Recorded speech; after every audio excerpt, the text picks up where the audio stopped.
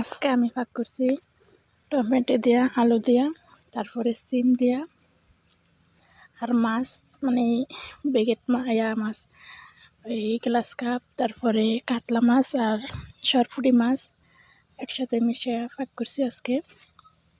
মানে একসাথে সবটি মাছ আনছিলাম, বড় ধরনের মাছ, মানে কাতলা মাছ বেড়ে, তো একসাথে পটলা করছি, মানে একসাথে নামাই লাইছি আর কি।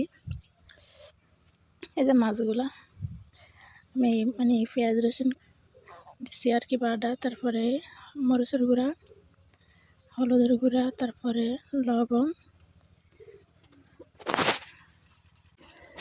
তারপরে এই যে পেঁয়াজ রসুনের সাথে মানে সব কিছুটাকে মিশিয়ে কষাইতেছে। এটারে অনেকক্ষণ লাগাতে কষানোর পরে আমি কোটা রাখছি, তরকারিটা দিয়ে দিচ্ছি। আর আমার সিম দিয়া ছিল কয়েকদিন আগের, প্রায় তরকারি মার্কেট ছিল, এতদিন ফাঁক করি নাই, তো আজকে ভাবছি ফাঁক করে লাই, একটু কালসে দেখা যায় কি সিম দি।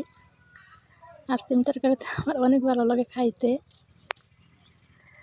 সাথে আলু আছে, খাইতে অনেক ভালো লাগে এটি। তারপরে এটা অনেকক্ষণ কষাই নিতে আসি, মানে যেমন কষানোর ভিতরে সিদ্ধ হয়ে জায়গা। আর আমি পছন্দ করি অনেকক্ষণ কষাইলে ভালো লাগে বেশি একটা খাইতে। আর এই যে সাথে টমেটো দিয়ে দিছি, এটা আবার হালকা আমি পানিতে একটু সিদ্ধ করে নিয়েছিলাম, আলু দিয়ে সিম দিয়ে। তারপরে টমেটো দিয়ে আবার অনেকক্ষণ লাগাতে কষাইছি, দেখছি যে সিদ্ধ হয়েছে। তারপরে দেওয়া এই মানে জল দেওয়া দিলাম, জল দিয়ে আবার অনেকক্ষণ লাগাতে জাল দেওয়া, তারপরে মাছটি দিয়ে দিম আর কি। এই যে অনেকক্ষণ জাল করার পরে মাছটি দিয়ে দিলাম। আজকে সাথে দুপুরে মানে আমি সকালে খানা ছিল, আজকে দুপুরে রান্না এটা, দুপুর আর রাতের। এই যে মাছটি দিয়ে অনেক লাগাতে রাখতেছি, এখানে জাল করতেছি। আর আলুটা আলু লাল আলু আমি ফাঁক করি, বাস এটা খাইতে অনেক ভালো লাগে, তাড়াতাড়ি সিদ্ধ হয়ে যায়। আর এই যে ধনিয়া পাতা দিয়ে দিলাম,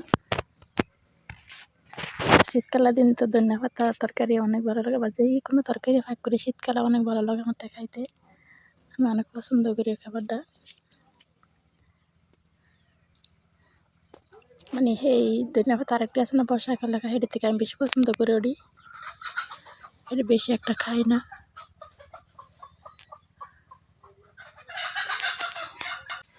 এই যে আমার তরকারি করা হয়ে গেছে, মানে উড়াই নিছি, মানে পাতিলে বাইরে নিছি। আর আমি পাতিলা মানে করে রাখি না, পাতিলা